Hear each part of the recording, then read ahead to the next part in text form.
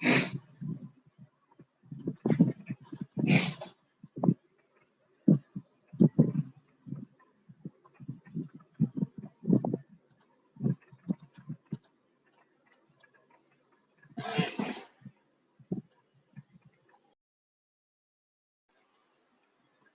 afternoon.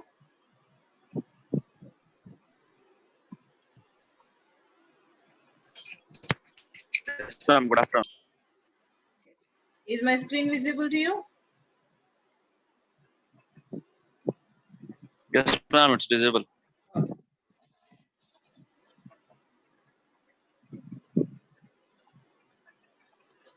So Yes, ma'am. The screen is visible. okay, thank you. So in the last class, we were discussing about TCP/IP protocol suite. Yes or not? So TCP/IP, there are 4 layers. What are the 4 layers? Can anybody tell?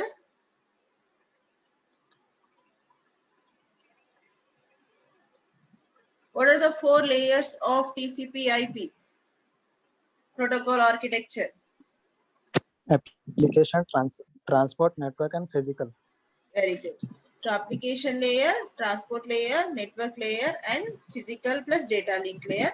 So that is also called host to network layer, right? So that we have discussed. Application layer is interacting with the user. So what application the user is using, okay? Then, so this data has to be reached to the destination, how it has to reach, okay, from which application to which application it has to deliver. So that will be taken care by TCP. Okay, so that is the transport layer, TCP or UDP. If you are using connection oriented, TCP, connectionless, you are using UDP. Then next level is what? Network layer. So that is dealing with what? Path identification. That is the routing, okay, and also it is identifying the IP addresses. Okay, how the devices are identified in the network using the IP address, right? Then coming to the physical layer. So physical layer and data link layer. So data link layer is dealing with the error and flow control, and physical is what? The physical media. Okay, that is conversion into the signals, and the signals have to be transmitted over the line. So modulation process, demodulation process. So that will be dealing with the physical one. Okay, so those are the 4 layers. So every message has to undergo these 4 layers so that it can reach to the destination appropriately. So that we have discussed. So the complete operation of the transmission is divided into 4 modules in TCP. Okay, TCP/IP architecture. So each module is of 1 layer: application layer, transport layer, network layer, and physical plus data link layer. Okay, so these are the 4 layers. Now at each layer, as the data is undergoing some modifications, right? Like what? In the application layer, so user is interacting with the application, and user is giving the data in the form of text or some other format like images or videos, whatever may be. That is human readable format, human understandable format that it will be. Okay, so that human readable data will be undergoing number of steps, okay, number of processing. Okay, in the application layer, the data will be taken, okay, and then that will be given to transport layer. So we are deciding whether to go for connection oriented or connectionless. So some processing we have to do. So it has to add some information, okay, it has to add some information. If it is going for the connection oriented, what information I have to add, okay, from which application to which application, how I have to identify the application. So some additional information will be added to the user data at each layer. Okay, so user is giving some data. So for that data, some additional informations will be added at each layer. Okay, along with the additional information, whatever the data unit is there, that we are going to call it as protocol data units. Okay, that we are calling as protocol data units. That is PDU. So at each layer, whatever the additional information we are adding to the user data, all together we are calling it as protocol data unit. Okay. So at application layer, we'll be having what? Simple user data. Next, coming to transport layer, we are adding some additional information. So what kind of additional information? I'll tell you in detail in the next slides. Okay, so some additional information in the transport layer. So all together, this protocol data unit is said to be what? TCP segment. Okay, or transport layer segment. So we are adding some additional information, right? And then in the transport layer, after processing, after adding, so that is what kind of information. So from which application the data is receiving, to the which application the data has to be delivered, so that has to be identified. Okay, so any error control or flow control mechanisms at the transport layer, so that information has to be added. Okay, so those information we are adding as the header part. So this is the data, actual data. To that we are adding some header. So all together it is said to be what? Protocol data unit at the transport layer. So that is also called TCP segment. Okay, and then once transport layer processing is completed, next level is what? We have to add IP addresses. Okay, so some IP header I have to add. So routing information I need to add. So all those information I'm adding as what? Header at the network layer. So that is called what? IP header. So along with the IP header, the data. Okay. So first TCP header is there. Okay. User data is there. Now that part we are adding with what? IP header. This is called IP datagram. Okay. We are going to generate what? IP datagram. So that is the next level. Okay, so and finally we are going to add network header. So network header means what? So what kind of network we are using. So at that path, whether we are going for the Ethernet path or something. So which information additional information we are adding at the network layer. So that we are going to add it as what? Network level packet. Okay, so like this we are adding at each layer some additional information. So this additional informations are added in the form of headers. Okay, along with the headers, the complete data unit we are calling it as protocol data unit, because according to the protocol the data unit will be added. Okay, if I am going for TCP header will be added. If I am going for UDP header will be added. So like this, according to the protocol, the header will be added. So that's why the total data unit is said to be protocol data unit. Okay, so like this, the data will be processed and it will be converted into the bits and will be converted into the signals, and then those signals will be transmitted over the lines or radio waves. Okay, so that is how the process will continue. Now coming to these headers, I told you TCP header will be added, IP header will be added. So what kind of header? Header means what information it will consist of. Now, first we'll see about TCP segment. Okay. So TCP segment means what? TCP header will be added. So what kind of general information it will be having? It will have the destination port. Okay. So port in the sense, the port number. Okay, every application in the system will be identified with some port number. Okay, so that is, if I am using my application like Gmail application, okay, it will have its own port number.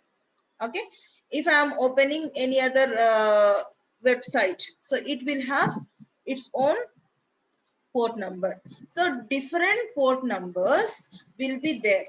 Okay, so that is, the port number is used to identify the application. Clear? Okay, in every system. So the application is what? The user interactive interface. Okay, user interface, from where the user is going to send the data. Okay, that may be what a chat application, or that may be what a mail application, that may be once FTP, that may be what FTP means file transmission. Okay, if I am performing file transmission, or if I am going for the remote access, telnet or SSH, so whatever may be. So different applications will be having port numbers. Okay, the application in the system will be identified with the port number.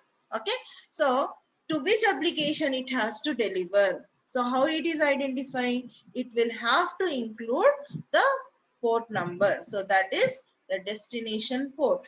Okay, and along with the port number, you also include some sequence number.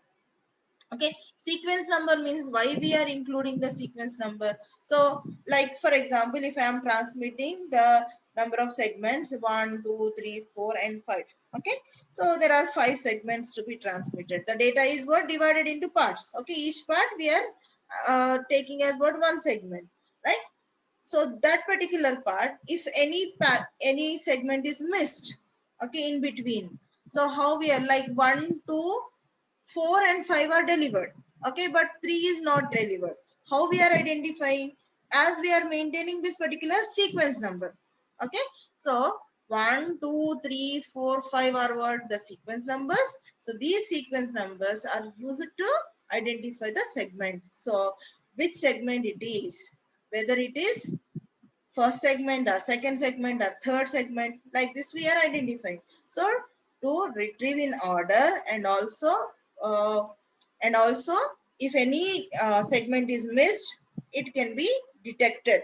Okay, so for that purpose the sequence numbers will be used. Okay, so port number is used to identify the application, sequence number is used to identify the segment. Okay, the order of the segment. And coming to the third one, the common information will include the checksum also.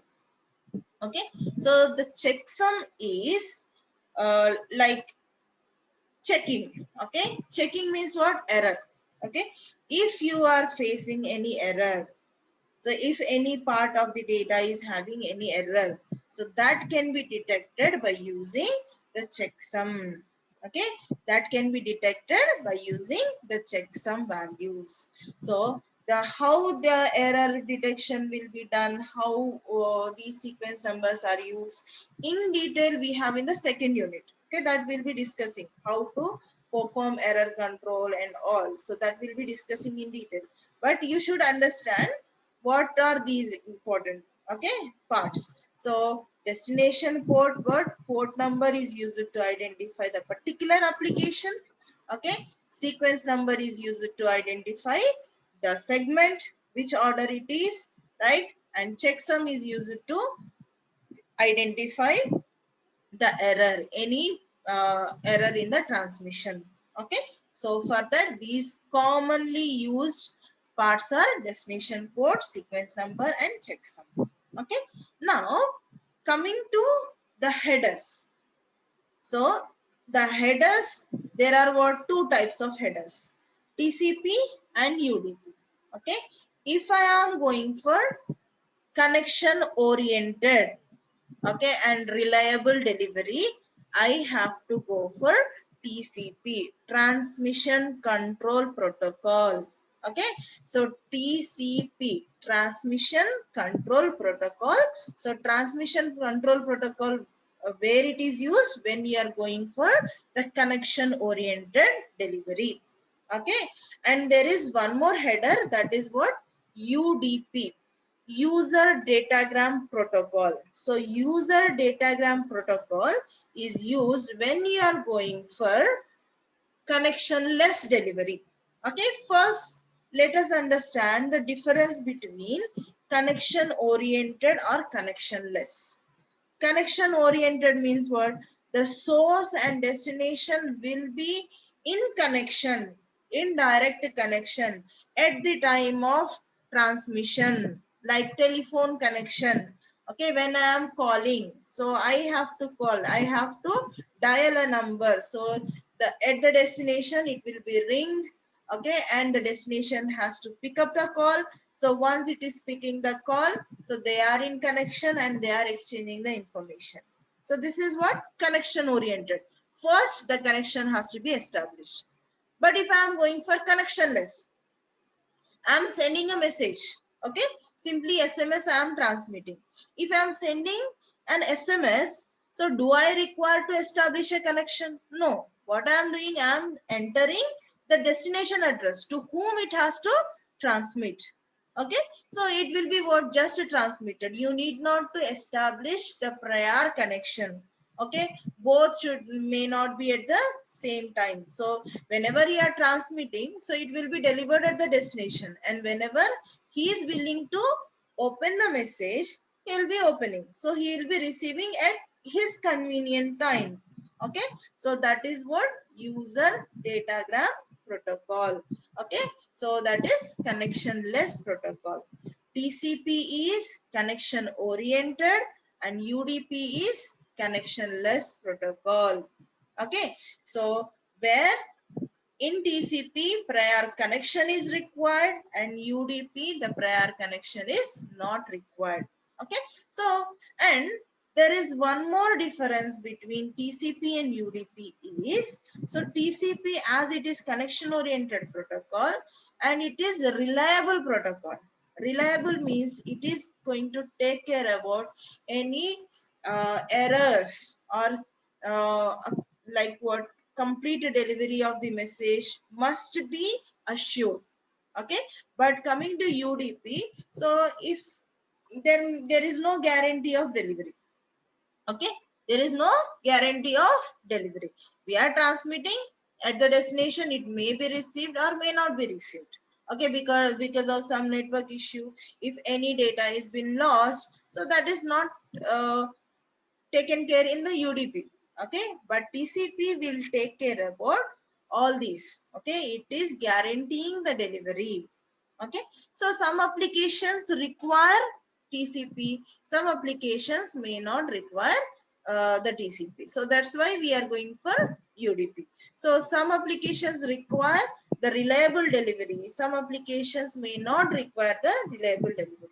Okay, so I gave you one example, telephone connection. So telephone connection requires a reliability. Okay, because we are talking and we are exchanging the information, there should be reliability. Okay, but coming to UDP, like for example, TV broadcasting. Okay, TV broadcasting, what happens? The channels are delivering their information, whatever the data is there. So whatever the TV shows are there, they are broadcasting. So if you are willing, you are viewing. Okay, if you are not willing, you are switching off and that will be gone. So once it is gone, we are not able to retrieve back, right? So that is, so whenever in some applications, the reliability is needed. In some applications, the reliability is not needed. Okay. So in the applications where the reliability, the guarantee of delivery is needed, we need to go for TCP. Okay. And for those, the reliability and the guarantee of the network is not needed, then we can go for UDP. Okay. And now coming to parts of the header. What are the parts of the header? Okay, so I already told you that is port numbers. Okay, so what it is going to include source port number and destination port number. And you can see here the bits. So 0 to 31. Okay, that is totally 32 bits. In the 32 bits, 16 bits for the source port and 16 bits for destination port. Okay, so each application will be identified with the port number, and source port number is what? For the source application, destination port number is destination application. Okay, so these applications will be identified with the port numbers. Then coming to the sequence number, I told you sequence number is for what? The order. Okay, sequence number is for the order.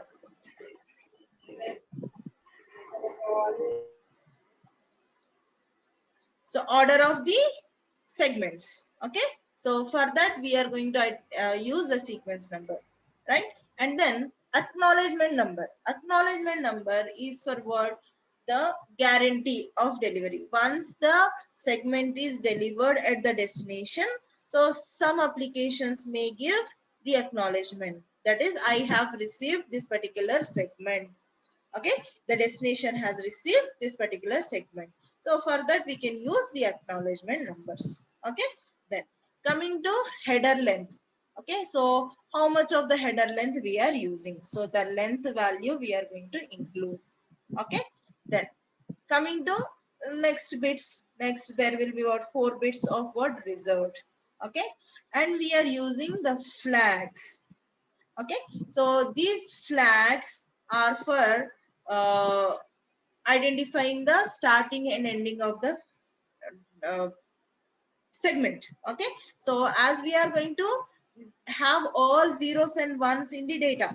Okay, so these zeros and ones will be converted into signals and will be transmitted over the lines. But when we are transmitting the signals from where the segment is started, where the segment is ended. Okay, because the complete data at a time you cannot transmit. The data has to be divided into parts. Okay, each part will be what? One segment.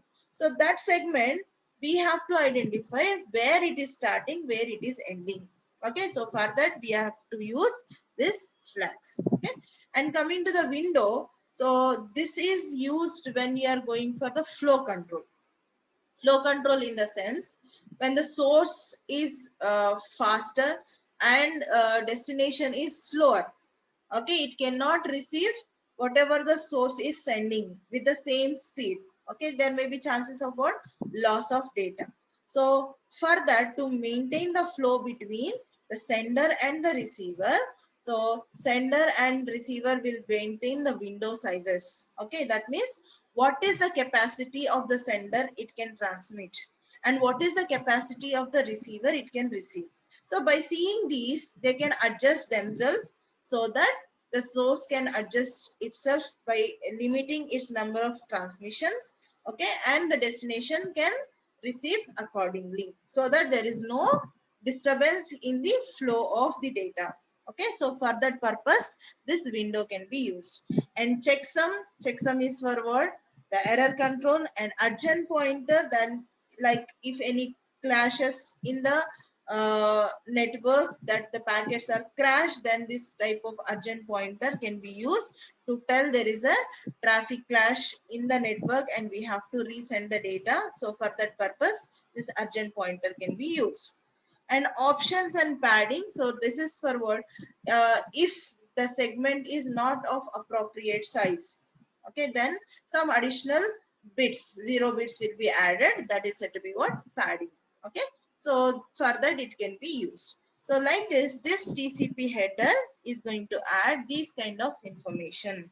Source port and destination port to identify the applications, sequence number for the order of the segment, acknowledgement number, that is for the guaranteed delivery of the segment, header length, what is the header length we are using, some reserved, that means what? Those are not in use. Flags for the starting and ending, window for the flow and flow control purpose, checksum for the error control, urgent pointer for the collisions in the network. Okay, so for this we are using this kind of header format. Okay, and now coming to UDP header. So UDP header will not include all such kind of information. Okay, it is not using all such kind of information. It will use very limited values because it is not guaranteeing the delivery of the segments. Okay, so it doesn't require any sequence number, acknowledgement number. It doesn't carry out the flow control, so it is not including the window. So it is only including the 4 parts. Okay, source port, destination port, segment length, and checksum. Okay, source port and destination port for identifying the application, segment length, so what is the length of the segment, right? And checksum for the error control purpose, right? So Only these 4 parts will be used in the UDP header. Clear? So that is about TCP header and UDP header. TCP header will include more number of fields for what? Reliable transmission. Okay, and UDP header is using only source port, destination port, segment length, and checksum for what? Not reliable delivery. Okay, so simply transmission of the data. So any doubt in these two headers, TCP and UDP headers? If you have any doubt, please raise.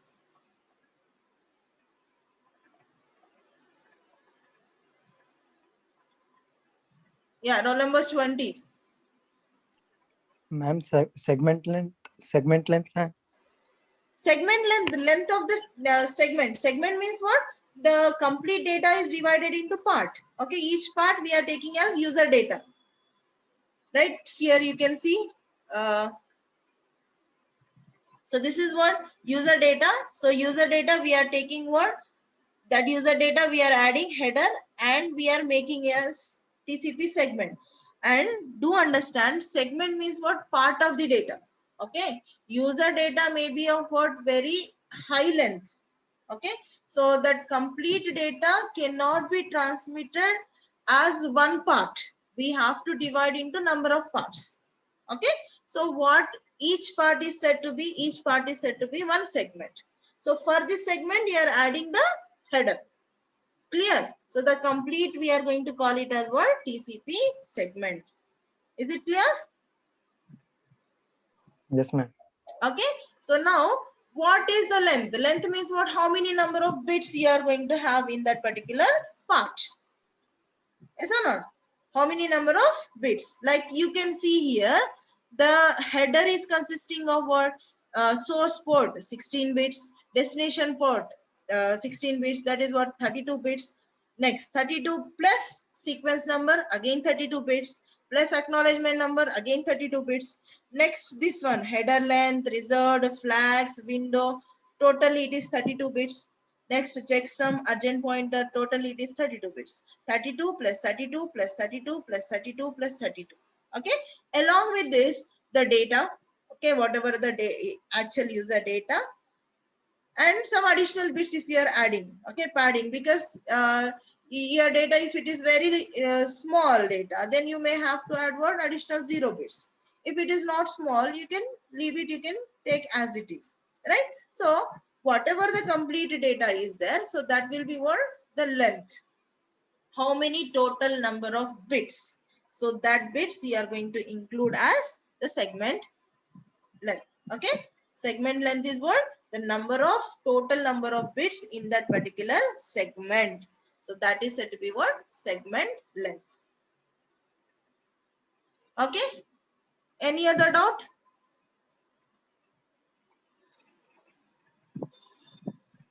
Any No, other? ma'am. Okay, so now, so TCP, and here you can see here header length. Header length means what? Only header, how many number of bits you are including. Okay, so how many number of bits you are including in the header? So that is only the header length.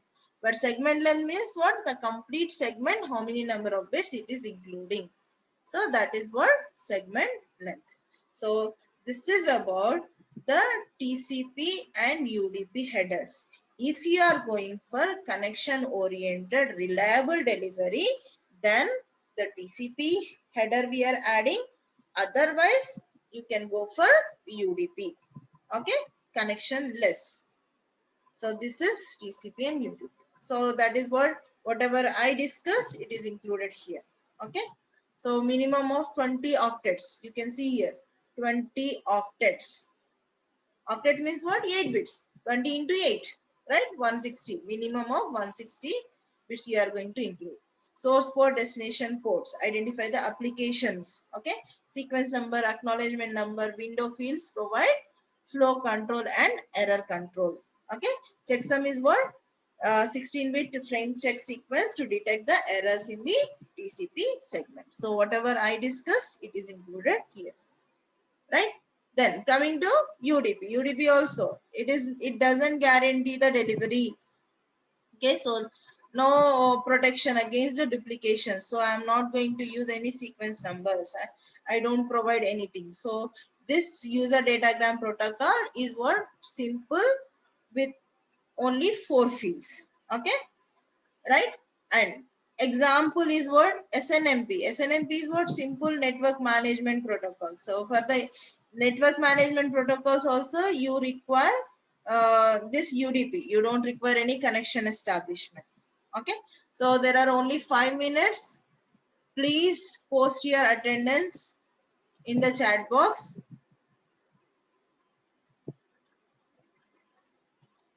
Right, so this is about UDP protocol. Now the next one is what? After TCP we are having the IP datagram. You can see in the diagram. You can see in the diagram. So after TCP, we are going for what? IP datagram. We are adding IP header. Okay. So this IP header, the common information, we are going to use what? Destination subnetwork address. Okay. So destination address we have to include. And facilities request. Okay. So that is some additional facilities, like if you want to include any priority numbers, or some additional routing information, then you can go for what? Facilities request. There are 2 important informations, and in this one you can see, I'm not going to discuss about this header now right now. So I'll tell you only the basic thing about IP. Tomorrow will not tomorrow, on Monday's class we'll discuss about IP headers in detail. Okay, so here IP full form is what? Internet protocol. Okay, so this internet protocol is having 2 versions. Commonly used versions are what? 2: IPv4 and IPv6.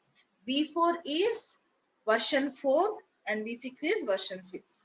Okay, so this IPv4 and IPv6 are providing such IP address formats. Okay, they are using some IP address formats. So how the device has to be identified in the network. Clear?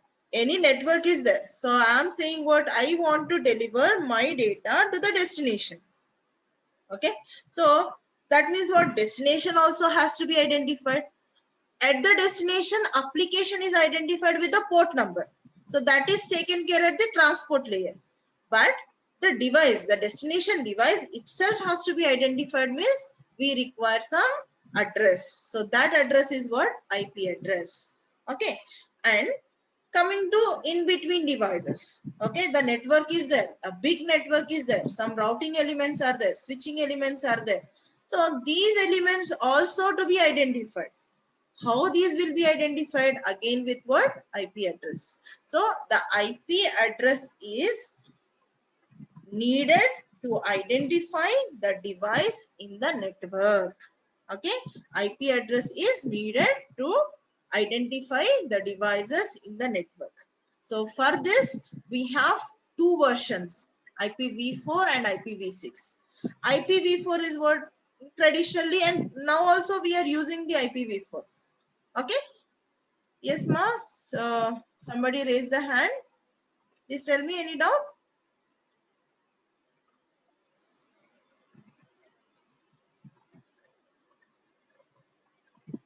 Yes, roll number 20. No, ma'am, no dots. Okay, fine.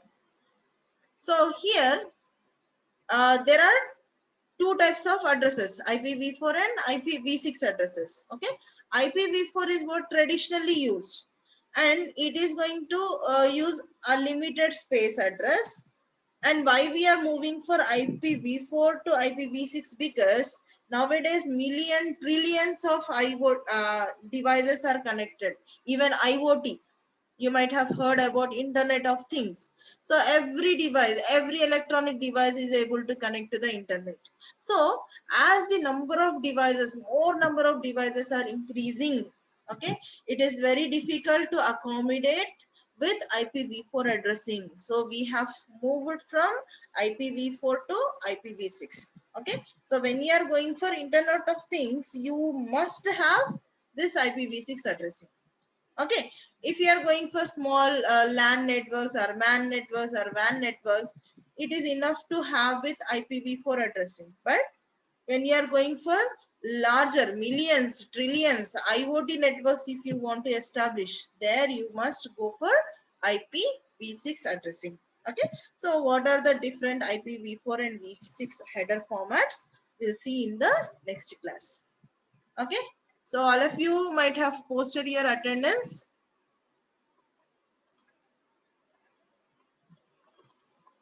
Okay. Okay, then thank you. You can leave.